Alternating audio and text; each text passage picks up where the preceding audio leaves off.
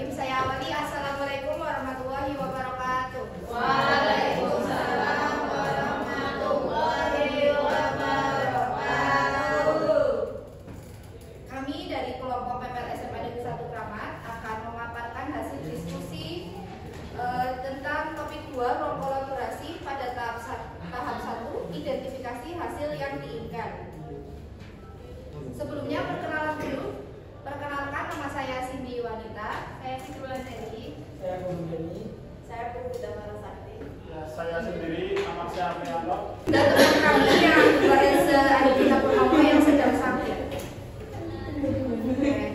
Lanjut, yang pertama, di pengertian understanding by design menurut Wiggins dan Taiji adalah sebuah pendekatan dalam proses pembelajaran yang mempunyai tujuan guna untuk meningkatkan pemahaman siswa secara mendalam dan melibatkan siswa secara aktif. Desain pembelajaran ini berorientasi pada hasil akhir suatu pembelajaran atau memikirkan cara berpikir siswa tentang sebuah konsep materi pelajaran dan menempatkan proses pembelajaran pada akhir suatu perancangan. Oke, selanjutnya ada tahapan UBD. Untuk tahapan UBD-nya ada 3 ya. Yang pertama adalah hasil yang diinginkan, kemudian ada bukti penilaian, dan yang terakhir adalah metode pembelajaran. Untuk hasil yang diinginkan, di sini pada tahap ini guru menentukan tujuan pembelajaran yang ingin dicapai dalam suatu proses pembelajaran ya. Terus yang kedua adalah bukti penilaian, di mana tahap ini guru menentukan metode penilaian dan tugas atau asesmen yang akan digunakan untuk mengukur ketercapaian dari tujuan pembelajaran itu. Terus kemudian yang ketiga adalah perencanaan pembelajaran. Nah, di sini guru menentukan model atau metode pembelajaran serta langkah-langkah pembelajaran agar bisa mencapai hasil yang diinginkan. Kemudian menurut ini dan pada tahap pertama penanggalan program BD ini yaitu hasil yang diinginkan dapat menjaga konsep-konsep aturan pemahaman dan posisi.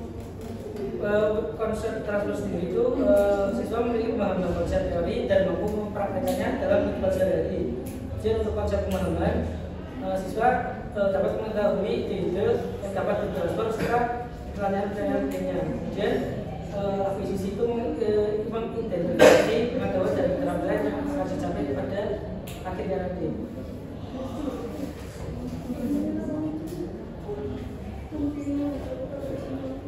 Selanjutnya ada hal yang perlu dipertimbangkan dalam merancang kurikulum yang berbasis desain. Yang pertama adalah dalam menentukan tujuan.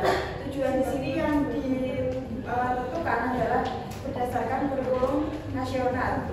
Dan kemudian dalam menentukan tujuan pembelajaran itu nantinya guru memperoleh materi ya, menyusun materi di mana materi itu harus disesuaikan dengan waktu atau waktu yang tersedia. Kemudian cara yang pertama adalah menentukan prioritas. Yang dimaksudkan adalah guru menentukan kinerja yang akan dilakukan oleh peserta didik. Yang dimana tujuan akhirnya itu siswa mampu melaksanakan kinerja yang sudah diprioritaskan tersebut. Hal yang lain adalah aktivitas transfer, di mana guru mampu memberikan atau mentransfer ilmu pengetahuan itu ke peserta didik sehingga peserta didik mampu menerapkan dalam kehidupan sehari-harinya. Jadi dalam hal ini siswa yang berprestasi atau siswa yang berprestasi itu bukan hanya unggul di kelas, tapi mampu menerapkan apa yang dia dapatkan ke dalam kehidupan sehari-harinya. Dan yang ketiga,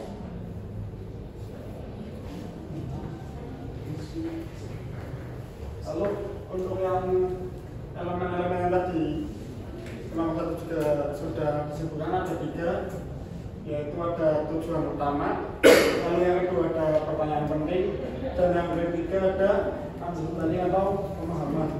Nah, sedangkan untuk tujuan utama itu guru menentukan tujuan atau ide utama yang ingin dicapai dalam pembelajaran. Lalu yang pertanyaan pentingnya ada setelah menentukan tujuan yang ingin dicapai, guru menentukan pertanyaan yang dapat mendorong aktivitas siswa tentang tujuan yang juga sudah ditentukan. Lalu yang ketiga ada pemahaman, Nah, setelah guru menentukan pemahaman yang spesifik yang akan dicapai serta siswa akan memahami apa yang akan mereka pelajari. Jadi dari tujuan utama dan penilaian nanti siswa akan memahami tentang tujuan utama dan pertanyaan pentingnya. Lalu yang selanjutnya, nah ini adalah contoh penerapan berdasarkan identifikasi desain result ya, atau mengidentifikasi hasil yang diinginkan. Jadi dari hasil diskusi kelompok kami, penerapan perancangan pembelajaran hasil identifikasi desain result atau mengidentifikasi hasil yang diinginkan kita ngambil dari materi statistika di kelas 10. Nah, bisa teman-teman lihat juga. Lalu untuk yang hasil yang diinginkan kita materinya tadi statistika di hasil yang diinginkannya adalah menginterpretasikan data. Lalu tujuan yang diterapkan ada peserta didik mampu menginterpretasikan data berdasarkan tampilan data dengan tepat. Sedangkan untuk pemahamannya apa saja bentuk-bentuk penyajian data. Lalu yang kedua ada bagaimana cara menyajikan data ke dalam bentuk-bentuk penyajian data. Sedangkan pertanyaan pentingnya adalah bagaimana cara menginterpretasikan data.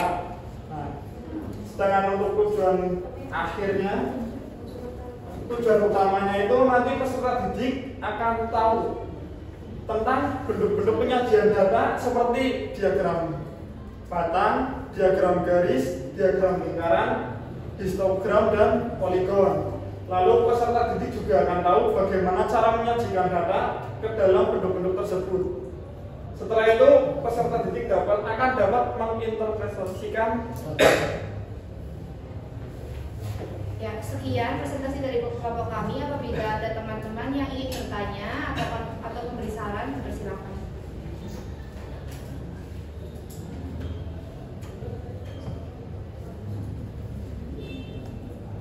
Monggo, barangkali ada yang ingin bertanya atau memberikan saran, kritikan, dan lain-lain.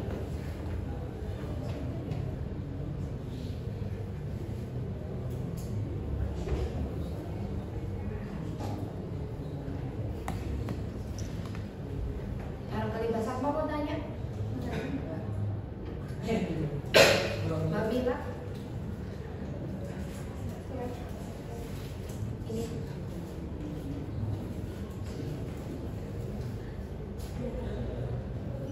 Ini.